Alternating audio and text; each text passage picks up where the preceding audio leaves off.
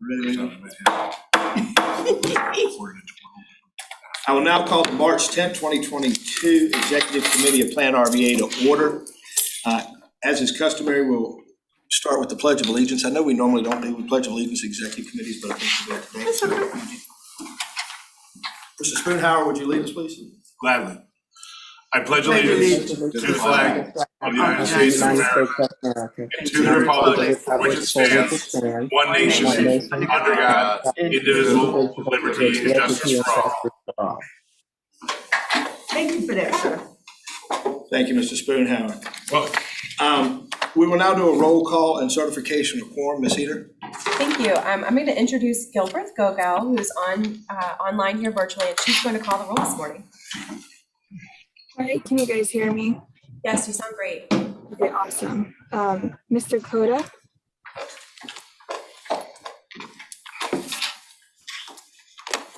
Dr. McGraw. Here. Mr. Sharp. Here. Chair Winslow.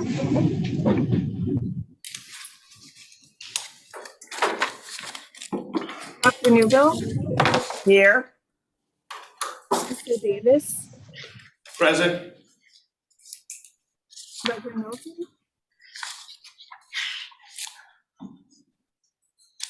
Ms. Page. Here. Mr. Byerly. Here. Okay, and a quorum is present. Thank you.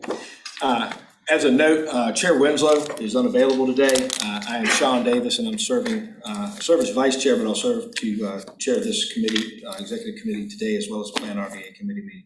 Mr. Chairman, Yes, ma'am. if I may, could we recognize Mr. Spoonhour is here as well? He's the alternate from Goochland County, but in attendance today. Yeah, let the record reflect Mr. Spoonhour is with us. Thank you, Ms. Spoonhour. Thank you, Ms. Heater. Good morning. Good morning. Good morning, Ms. Page. So we'll now move in. We do have a quorum. A quorum has been certified. The next item on the agenda is meeting minutes. Do we have, Ms. Heater, what are the thoughts on that? I know as we go in, Yes, we have sir. some changes there, so I'm going to ask you to make comments on that as well. Yes, I'll just alert you in this. We are going to request that the minutes for the full commission meeting be delayed for approval until the April meeting.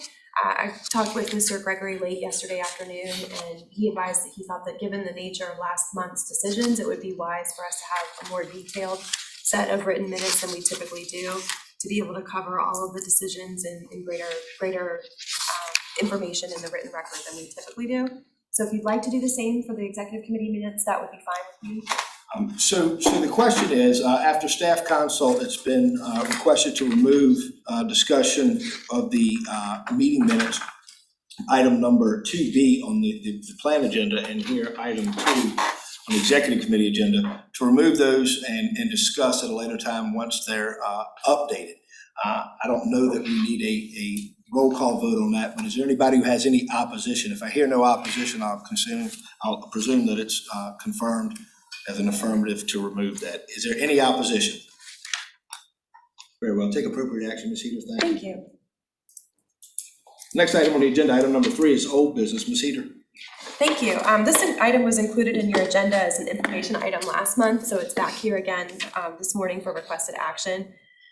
Just by way of a little bit of background, we received a Virginia Housing Capacity Building Grant in the amount of $20,000 in 2020 to help us complete what's called a succession management plan.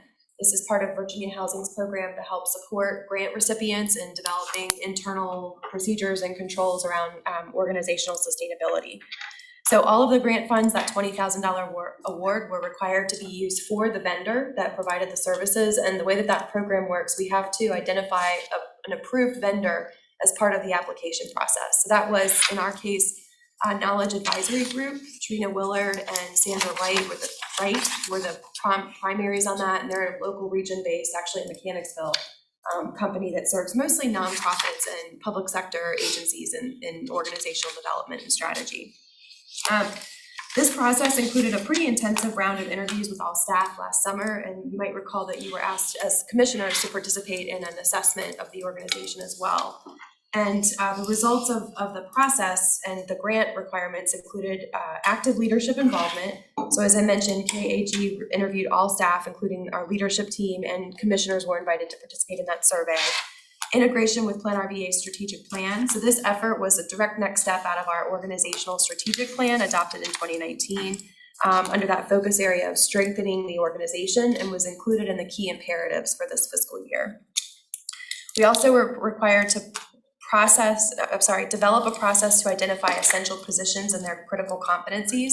So we created a temporary staffing strategy, and a piece of that is included in the materials that you have in your packet this morning.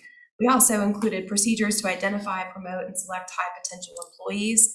These key characteristics of high potential employees were defined at 3 different levels of the organization: senior, mid-level, and early career. And that focuses on staff who are regularly going above and beyond and setting a standard of performance and engagement in the agency. Finally, we had the opportunity to integrate individual development plans utilizing training, coaching, and mentoring appraisals. So we're working with our new online HR platform to launch a performance measurement module within that platform by the end of the fiscal year to support our team leads with ongoing goal setting and evaluation with everybody on their team. And then the last piece of this, which is really the material that's in front of you in the packet today, was to identify gaps in succession. So this is included in the succession management plan, and the focus really is on assignment of responsibilities in the absence of the executive director, the director of transportation, the director of regional planning and GIS, and the environmental program manager. Those are all direct reports to my position, and the package that you have included in today's materials is the component that requires board action, because it lays out the steps that are recommended for addressing a short or long-term absence in the event of a vacancy of my role, the executive director. That documentation also includes the essential functions of those 3 staff members that I mentioned who have direct supervision and accountability to the executive director. So this is on the agenda this morning as an action item. The idea would be that once the executive committee is comfortable with a document, it would go forward to the full board for approval. Very well. Are there any questions of Ms. Heater, or is there any general discussion on this topic? Staff has requested a motion to recommend approval for the succession management plan by the full commission. That I will ask for a vote on that. Is there any discussion? Is there a motion? I'll make the motion. I move that we recommend approval of the succession management plan by the full commission to go to full commission in April. Is there a second? Second. We have a motion and a second. Is there any discussion? All those in favor by voice vote, please say aye. Aye. Aye. Any opposed? Motion carries. Please take appropriate action, Ms. Heater. Thank you. Thank you. The next item on the agenda is a new office update space. Members will find that update on page 25. This is an information item. We will hear an update on this project and the schedule and some other actions taken by audit, facilities, and finance. I'll turn it over to Ms. Heater. Again, page 25 for those who have their packets on. Thank you. The committee, and Mr. Byerly and Side are here, you can keep me straight on this. The committee met on February 22nd and did review the project schedule. So this is the same version that was provided in that meeting packet. We discussed a number of things around the project schedule. I wanted to give you a couple of updates and also just to be able to share with you what I think will be coming in Mr. Holland's report later this morning. Essentially, the committee had a number of suggestions following the review of the timeline, and I'm working on those recommendations from the committee. It was agreed that it was best to pursue the option of a third-party plan review for permitting. That's a new system in the last year or so, from what I understand from the city, and I'm actually meeting with the city's building and planning department tomorrow afternoon to get a little bit more of an understanding of that process. Following actions have been accomplished since the February Finance Committee meeting. We've got completed execution of the lease agreement. So Mr. Winslow did sign that document on Monday, and the fully executed agreement was returned back to us later in the day. I've got kickoff calls scheduled with our project management team members. That includes Tallheimer, Baskerville, and Lynx this week. Yesterday was one of our first calls, and then we have another call with the property owner developer on Friday. We also have that information meeting that I mentioned with the City of Richmond's Building and Permitting Department Friday. We have requested at the direction of the Finance Committee, submitted a request to the landlord's agent regarding costs for holdover here at this location. So you'll note in the timeline that we actually show our occupancy is set to expire here at 9211 Forest Hill Avenue at the end of October, but the project schedule calls for a likely move-in date in February. And so we've requested that information from the landlord, and the Finance Committee has asked me to put together a cost comparison of what it would look like to fund the holdover, to stay here during that time, or to be able to look at alternative options, hosting meetings in an alternative location and using more of a remote or hybrid work situation. So we'll be bringing that information back to the Finance Committee when they next meet. They also asked me to explore options related to construction bidding and permitting to provide a little bit more room in the project schedule. This is a very aggressive timeline. And so, we want to be as efficient as possible, but still make sure that we go through all of the procedures to make sure that we're as cost competitive as possible. We all have heard, and maybe some of you have experienced, the challenges that we face right now with supply chain and work. And so we just want to be making sure that we're sort of exploring all options as we go. So that'll be another item back to the committee once I get that information from the group. I do think that Mr. Holland is interested on behalf of the committee of exploring with the board what responsibilities the board is interested in assigning to the Audit, Facilities, and Finance Committee for supervision of this project. And I know Mr. Davis and I spoke about this, and you want to... We did, thank you, ma'am. So the question came up, what delegated authority would we give to the committee? I think it's been recognized that we have to have some folks on point to lead this with regular updates, and I don't think we've missed a beat doing that. I believe these committees have given us great updates and have done a lot of the heavy lifting. But that said, there are going to be some matters that take place that are going to require the authority of someone in a position to give that authority to make those decisions. And so the discussion was, how do we delegate that from the full commission to a committee to do some of the operational tasks that are going to need to take place? One of the suggestions was obviously assign it to a committee, which are sitting board members. So we have trust and confidence that they can, complete those tasks.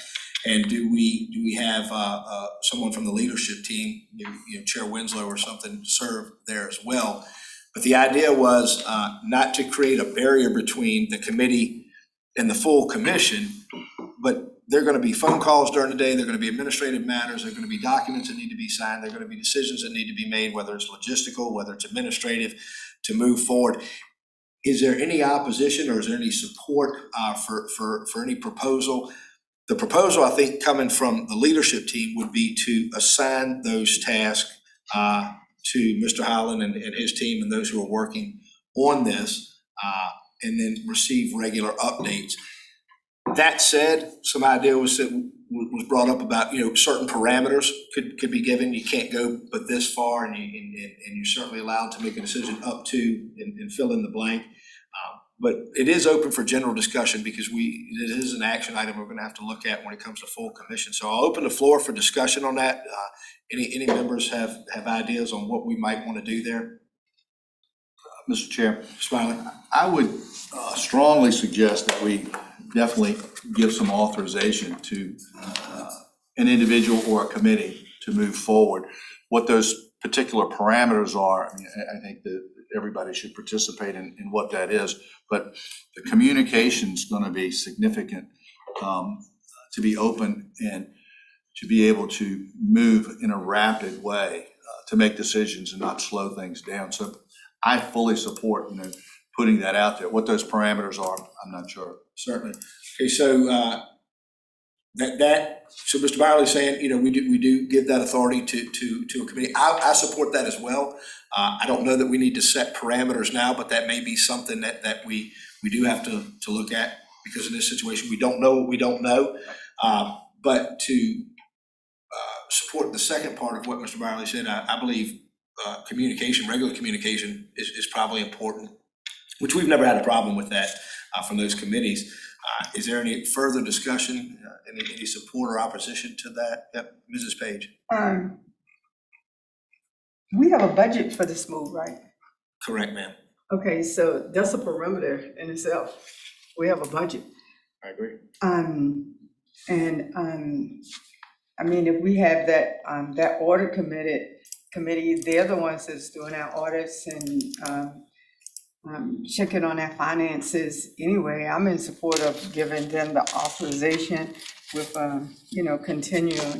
continuing communication, open communication. And I mean, they look at the books, so stay within the budget. Okay, yeah, I certainly support that. Budget's a guiding document on projects, so, Yeah. okay. Anything further? No, sir. All right. Okay. I'm seeing some head nods in the room. Dr. McGraw, Dr. Newbill, any thoughts or suggestions? No, I think I concur. I just want to be clear that I'm hearing correctly that we're talking about the Finance Committee. Is that correct? That would be in communication with the whole group, but certainly with Ms. Heater as we move forward in decisioning? That is correct, ma'am. Okay, thank you. Thank you. And Very well. Good idea. Was it a special group? Pardon me, somebody was speaking. Was that you, Dr. McGraw? Yes, and I agree with the group. I think this is a good idea. Thank you, sir. Mr. Davis? Mr. Spoonhouse. So this is the finance, it's not going to be a special group form with possibly the chair. It's going to be the finance committee? Yeah, if I can. Yes, certainly. So that was kind of the question is do we assign the chair to that as a standing member or just as oversight? I believe that a general idea of oversight with regular updates to the chair that then come back to the executive committee was the idea that we talked about. Yes, and I'll just add that the Audit, Facilities, and Finance Committee is the full title of that committee, with intention that facilities is a critical part of this. Mr. Winslow is an ex officio member of all standing committees, so he is inherently a part of that group, and I think has conveyed, and I think the Finance Committee even discussed it a little bit, that there was a lot of comfort there. The membership of the committee includes Mr. Byerly, so there is already that built-in liaison as the treasurer. Chaired by Mr. Holland, Mr. Peterson is on the committee, and as is Mrs. O'Bannon and Mr. Addison. So we can certainly. I'd like to put it to a vote so we can send it to the full commission with a voted recommendation from the executive committee. And the motion would be, I'll put forth a motion. I move that we authorize the Audit, Finance, and Facilities Committee to conduct the daily needs to execute all matters with our building project, with the members that are currently on there, with the budget being the guiding document as their authority. Is there a second? Second. We have a motion and a second. Can we do a roll call vote on that, ma'am? Yes, Gilbert, do you mind calling the roll of Thank you. those in attendance? Thank you, Gilbert. Definitely. Mr. Coda, oh, sorry, he's absent. Dr. McGraw, Aye. Mr. Sharp, Aye. Dr. Newbill, Aye. Mr. Davis, Aye. Ms. Page, Hi. Mr. Byerly, Aye. and Mr. Spoonhour. Aye. Motion is passed. Thank you very much. Mr. Chair, Ms. Spoonhouse, before we move on, do you mind if I make a comment on Mrs. Heater's report? certainly. Ms. Heater, one piece intrigued me, which was the sort of the staying in this location and looking at that. If we were to vacate in October through February, I believe that's a savings of around $80,000. So, and I also believe, and I don't remember the schedule off the top of my head, but there are some months where we're not even meeting here.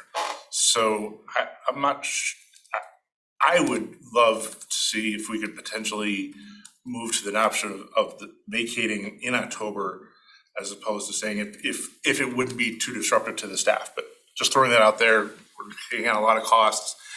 80 grand is 80 grand. I hear you.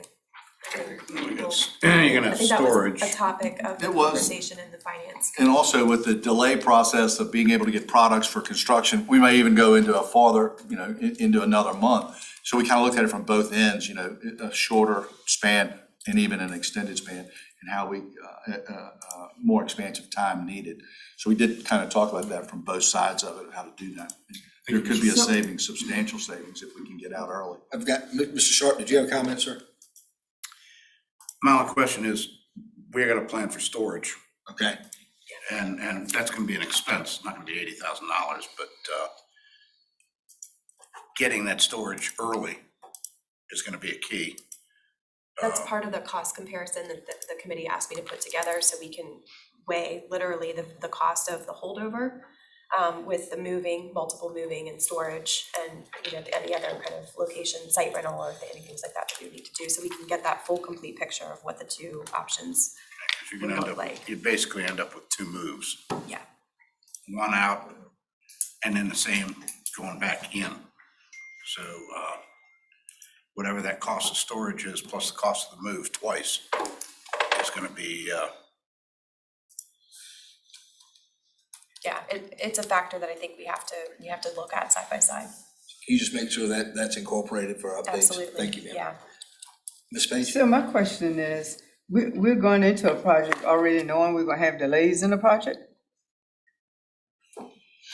I didn't hear it like that. I think there's some anticipation, but I'm not saying that you're wrong, but I do think that it is, there are presumptions with current markets that could take place. So I think there's more of a preparation that could be on the horizon, but I don't know that it's been solidified that it's a reality. Not that it won't become a reality. So- That's my understanding, So ma'am. my question of the facility is, if we think about moving out early, is that they have at least enough space that's already prepared that we don't have to spend storage, we can move it into that building. It's one of the questions that's out there for discussion tomorrow. Okay.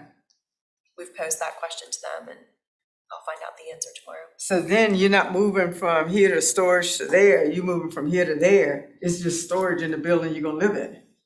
And you know, if we're gonna be paying rent over there before we leave here, Well, I don't know what the contracts. that would be preferable. That would be ideal to go from current location to the new location, existing location to the new location with seamlessly. But should that not take place, I think one of the questions is, and it was brought up, Mr. Sharp was right, so we're gonna have storage costs, should that happen. If the new building just has partial ability to house certain things, personnel and furniture, what do we do with the remaining goods, I guess you will, right, furnishings?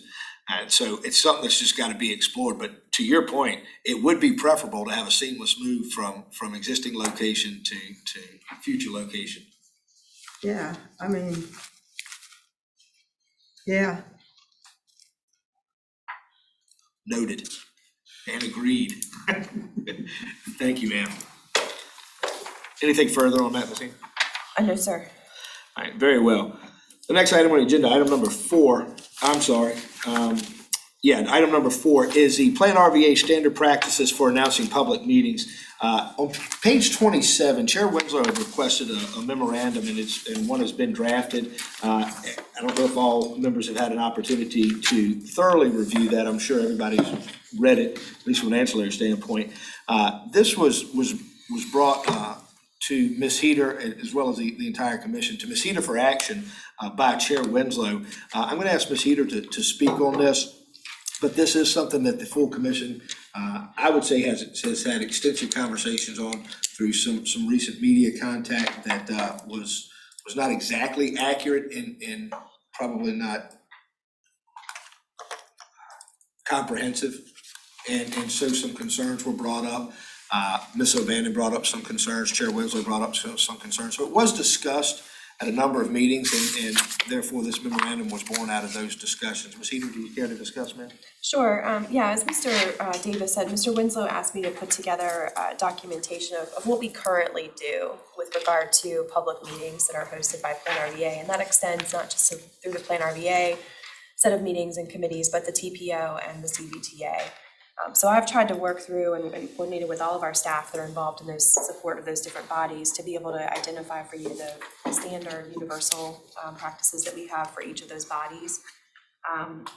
And then, as I shared with Mr. Davis, I tried to do sort of an honest assessment of the effectiveness of those. I will say that one of the things that I think is important to note here is that since July 1, we've hosted something like 101 meetings, either virtual or in person. And I recognize that the way that we send media notifications with 100 meetings over the last 7 months is probably not the most effective way to get their attention.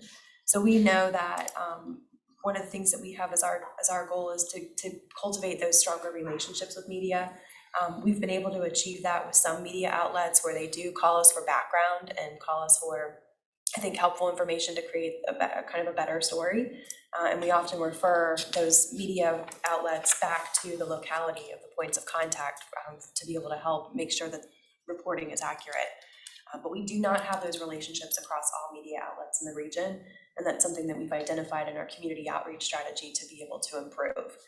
I also think that there's different ways that we might be able to leverage technology, as noted in here, to create a more streamlined mechanism. I can appreciate that if over the last 7 months we've sent more than 100 emails to a news desk, we're oversaturating them with not helpful information. And so we're going to take a look at that and try to figure out what the right way is to fulfill our public notice requirements, but also to be able to create kind of a more meaningful communication with those folks. So I imagine in talking with Mr. Winslow that this is sort of the first step of many, and this will continue to be a topic of conversation with you all, but wanted to put this in front of you all at his direction today, just to let you know that we are working on it and continue to talk with members of the TPO and the CBTA about their expectations as far as public notification and media communication as well. Thank you, Ms. Heater. So any comments from Ms. Heater, any direction, any additions to this this memorandum from any members of the executive committee? Very well. We'll move into item 4B. This will be an interesting discussion, I presume. So CVTA, folks may remember, on February 25th, the authority talked about some staff recommendations, and there's a proposal from CVTA to work with PlanRVA as it relates to executive director staffing for the CVTA. And I suppose this could be a lengthy discussion at the full commission meeting. I am going to ask Ms. Heater to introduce this. It is 8:30, and so I want to be mindful of that, but I want to have enough time to discuss this because I believe it could be a robust discussion here with a lot of diverse thoughts, and I certainly suspect that's going to happen at the full commission meeting. So Ms. Heater, would you introduce us, please? Sure, thank you. So as most of you are aware, PlanRVA staff members have been providing support to the CVTA since it formed in August of 2020. Our staff members that regularly perform support work for the CVTA include Mr. Parsons, he's the lead staff member to the CVTA, Ms. Firestone, myself, and other staff members kind of as needed for technical planning and administrative and meeting support. We do bill for all of that time, and as part of our negotiated agreement, we bill at a 10% tacked on administrative fee to be able to recover those costs associated with that support. As Mr. Davis mentioned at the February 25th meeting of the CVTA, the authority members voted to initiate a recruitment process for an executive director. The position posting is live, and that process is being managed by the HR roundtable.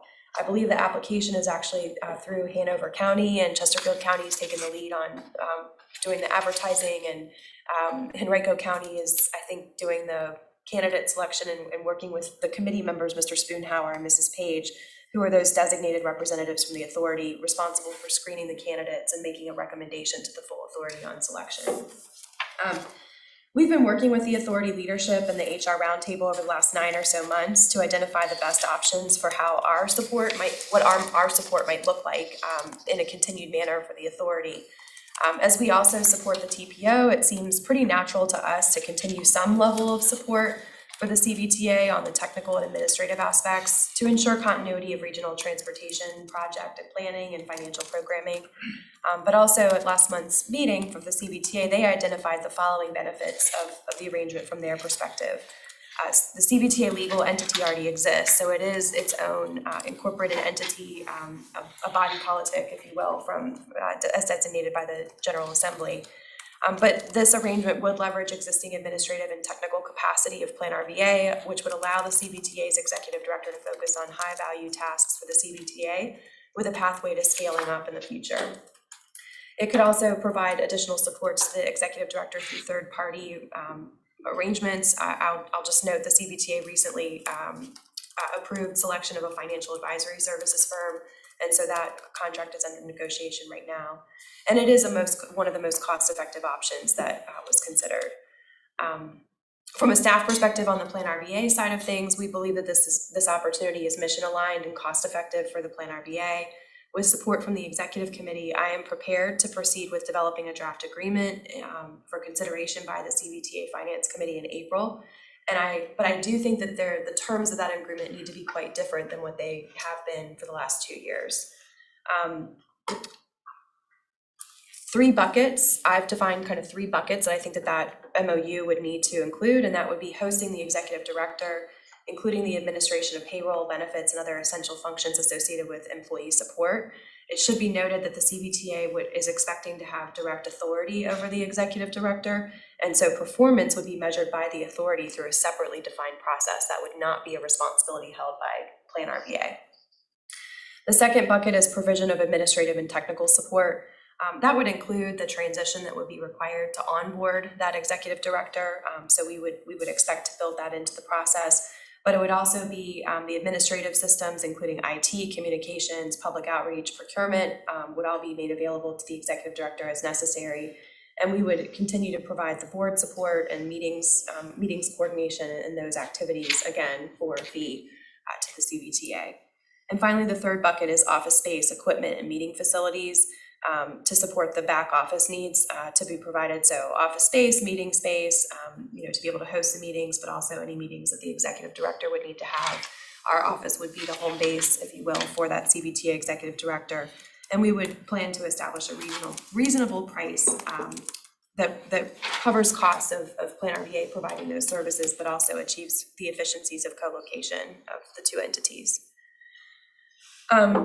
In talking with Mr. Gregory and Mr. Winslow, we do think that if we were to proceed with this, an annual agreement is not a great model for PlanRVA. It doesn't allow us, the ability to plan over multiple years, and it also creates a little bit of a challenge or a risk, if you will, when we're talking about obligating office space and that kind of thing. So we would propose that a recommended 5-year term would be the most appropriate, and we could certainly work to identify an early termination clause to be able to give either party an out, if you will, as necessary. But we do think that additional stability would be helpful to us in planning our future staffing needs and office space projections and continuity in the planning work itself. As you all know, smart scale application cycles and that kind of thing are not short moments in time. They are multi-year cycles that really need to be coordinated.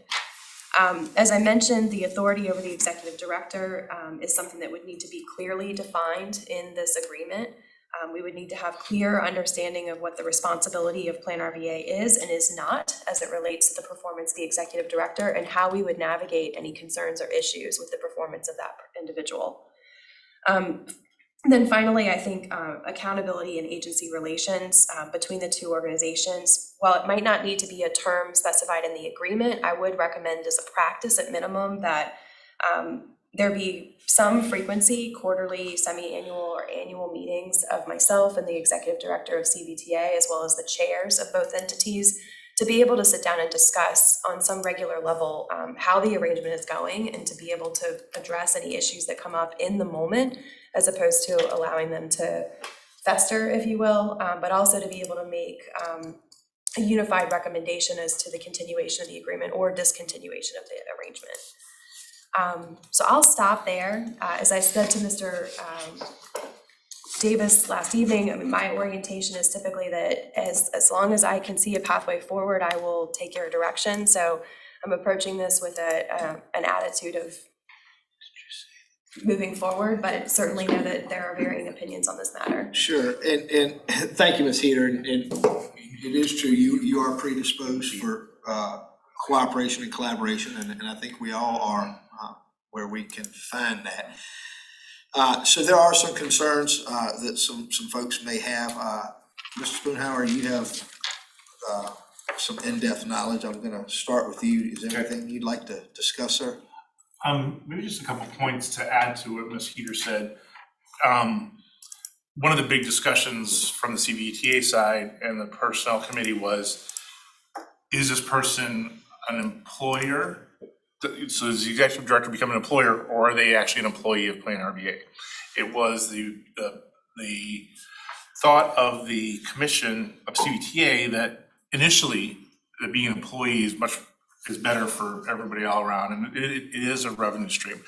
And I think Ms. Heater is absolutely correct that we all want to ensure that there is a very strong understanding of expectations, so a very strong detailed MOU I think all sides would appreciate that. And again, I think the 5-year piece is interesting and we need to talk through, but this is like Ms. Heater said, a step forward, but it's not a permanent. It may need to grow and become its own thing, or this structure may work out great. So, but for an initial approach to this is we really feel like we need to start solidifying CVTA as an organization, getting an executive director in here to really assess the needs going forward of what type of staff do they think we took. HR Roundtable took a stab at 3 different approaches, from just an executive director to a full-blown team.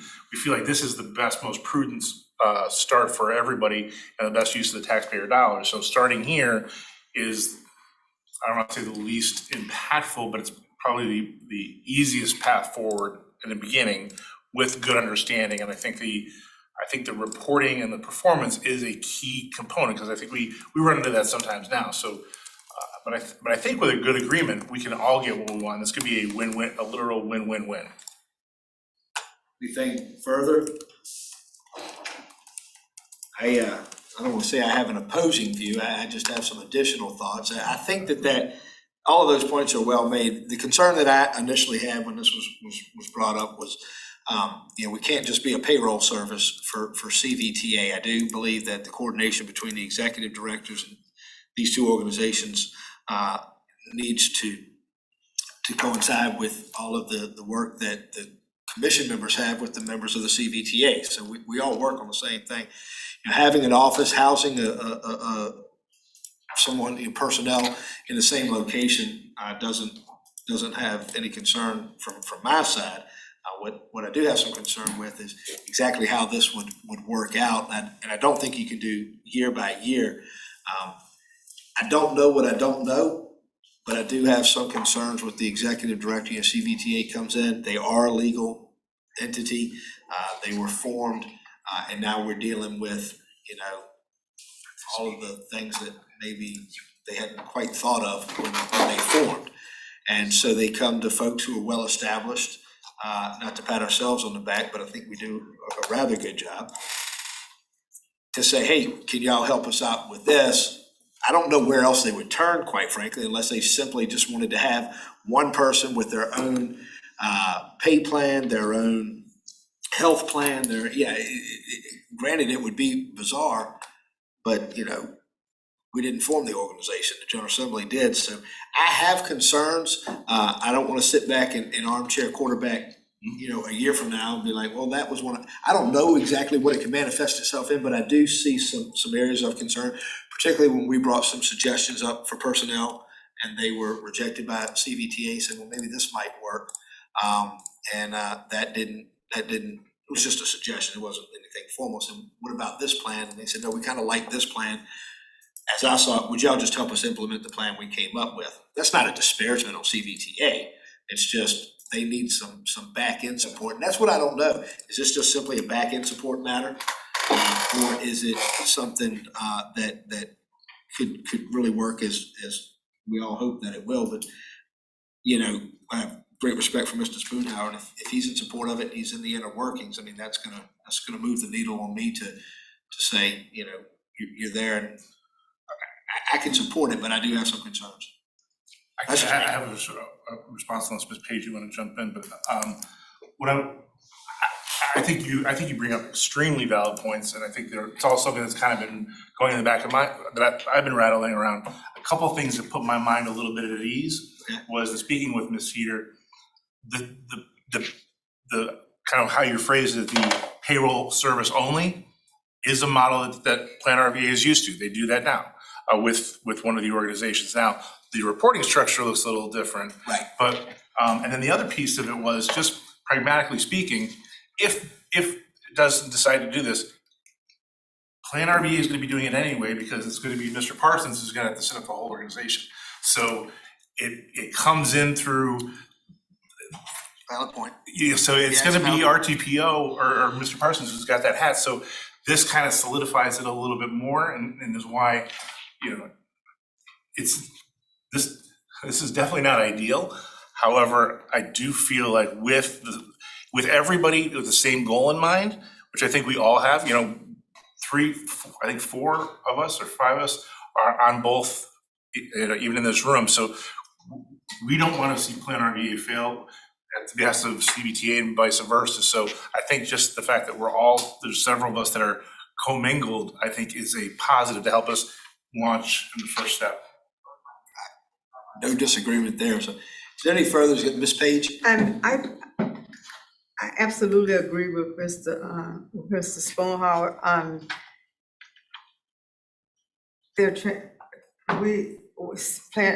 CBTA is the Transportation Authority. I mean, we're better placed. I think that in the early stages of the formation, I think that what we're talking about right now should have been done. It should have been a strong contractual agreement. And I'm not really sure if it was. It was so many unknowns that was done. And it's not a blame on either PlanRVA or are we PlanRVA or RRPAC? Who are we? But anyway, one of those we are. And so it's not on either one, but I think for both, it was, okay, so let's just get it up and rolling. Let's see how we do it. So it was a lot of unknowns that now, even in PlanRVA, knowing, and TPO, knowing the past needs of CBTA, that in itself makes for a stronger agreement with them. And certainly, it's no free ride. I mean, CBTA knows that, If I can add something as well to kind of potentially help ease your mind a little bit. I think just the evidence they're having this conversation, and I don't want to tout Ms. Page in my own horn, but we weren't having these personnel committee was not, or the hiring committee that we're co-chairing wasn't tasked with having this conversation. And as we got into it, we realized, hey, we need to care for PlanRVA, so we sort of, I don't want to say force the issue, but we went to the chair and said, hey, can we adapt this as well so we can be here having this conversation? And so I couldn't have said any better than Ms. Page said it. There were some things that we were concerned with the formation of CVTA. I think the door now is wide open for us to be able to work in a better manner. Not that it's been strained in the past, but there were some things, none of us created the CVTA. And then once it got there, it was like, well, there might have been some things that y'all could have considered, and maybe they're considering those now. And so I see that as a really good opportunity. You're right about the payroll service. It is a little bit different because this will be fundamentally different. The finances I'm not really concerned about because we know how to do the finances. And we are, we're gonna be net neutral on that. It was just some of the other things. That said, just my opinion, the overriding benefit of having a closer connection to CVTA is what kind of moves me off of center there to go to support. But those are just my one member's comments. Is there anything further? Yes, sir. Mr. Not that it should guide us or potentially make any difference, but how does the Hampton Roads Transit Authority deal with the issue? Do they have their own? It is my understanding that Kevin Page serves as the executive director of the HR TAC. And that entity, so he is an employee of that organization. And I want to say, correct me if I'm wrong, he might have 2 or 2.5 staff members now. It's evolved over the last 2 years. I think mostly administrative, Yeah. but there may be a finance person. I think you're right. They contract with HRPDC to administer the payroll and benefits of the HR TAC employees under a Contract with who? HRPDC, our counterpart. Okay. Yes, I will say that their model is different, whereas HRPDC administers 2 separate personnel policies, 2 separate retirement programs, 2 separate payroll structures, which is something that I do not think is beneficial for PlanRVA. So that is the difference, but they contract with back to HRPDC, and then they also, HR TAC, the authority, comparable authority, contracts with HRPDC or the Planning District Commission, HRTPO, through an MOU for technical services. So it's a That's why I similar included another. model, pardon? Is that an FYI, so we get another acronym? Well, they use HRPDC and HRTPO kind of interchangeably, so, but it's my understanding that they do kind of a similar model to what we're talking about. Some of the mechanics are a little bit different. In Northern Virginia, the other authority, they are in and of themselves a completely distinct entity. I want to say that they have 20 or 30 staff members, and so they're a completely different animal than what is here. It has a small army built up. You probably need it. So, I mean, it's a group that absolutely is gonna grow, whether it's 3 people or, I mean, it was a plan that was given, I don't have it with me. Sure. A staffing plan, so, but, I mean, and absolutely, I would not want, the RRPDC or TPO, they have to be responsible as far in any other means as supervision. I do think that the possibility of the chairs from both groups would come together with both of our executive directors, you know, from time to time, updates and all of that. I think that's just communication. And if it doesn't work, we got an out clause. We're going to recognize Dr. Newbill. Dr. Newbill? Yes, thank you.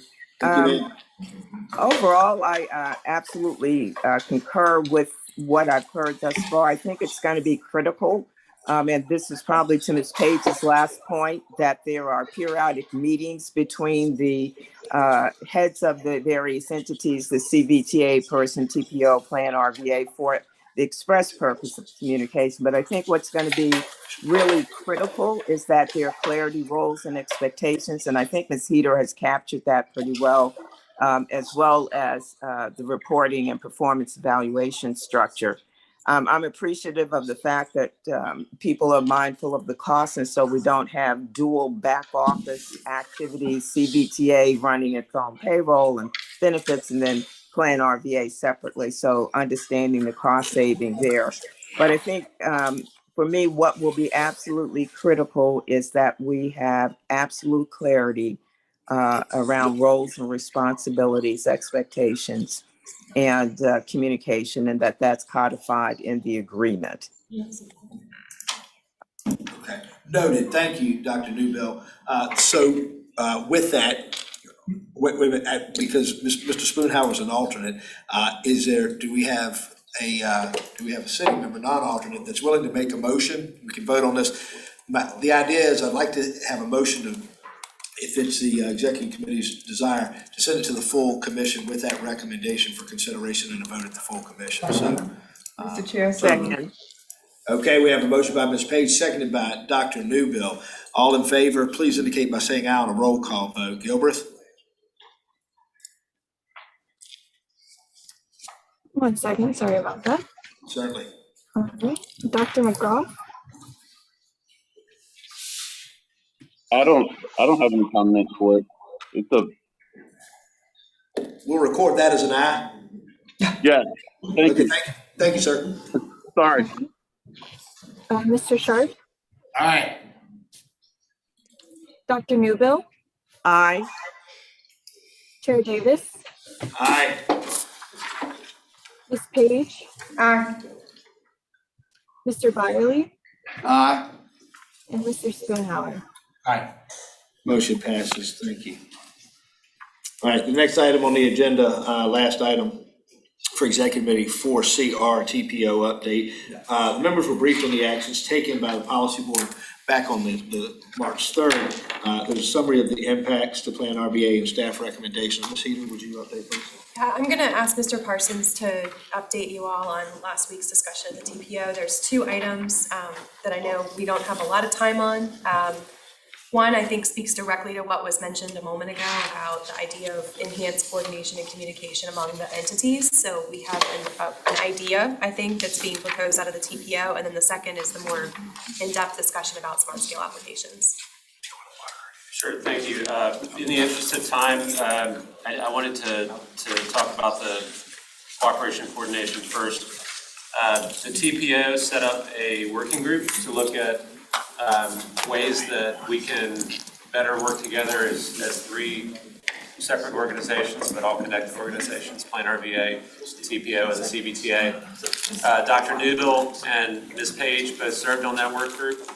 And one of the recommendations that came back from that and was embraced by the TPO was a concept to host an annual joint meeting among all three organizations with the intent to look at a June timeframe for this year to possibly take advantage of maybe an opportunity to celebrate the work that's being done, identify publicly all the connections and the good work that's being done around the region by all three organizations, and to kind of start making a push to educate the public that we are here and we do good work in the community, and this is something that should be raised and the public should be made aware of. So I think that the TPO is fully on board with that concept.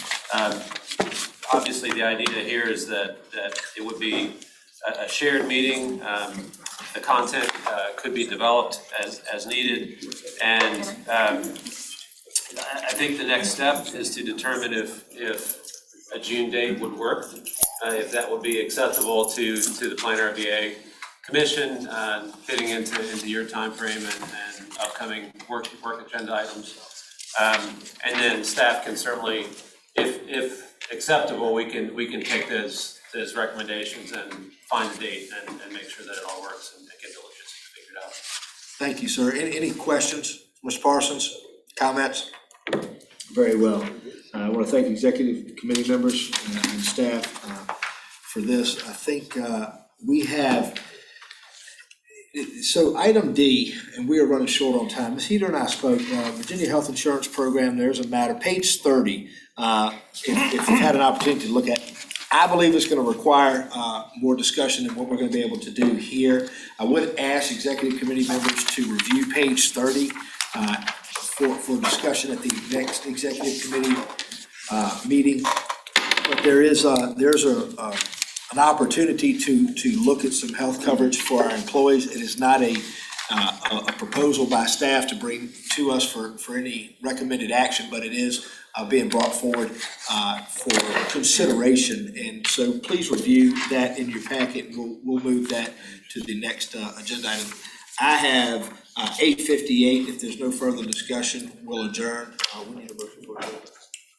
Okay, do I have a motion to adjourn? I move. Ms. Page, seconded. Dr. Newbill, will you second that? Yes. Very well. All those in favor, voice vote, please say aye. Aye. Any opposed? Executive committee is adjourned.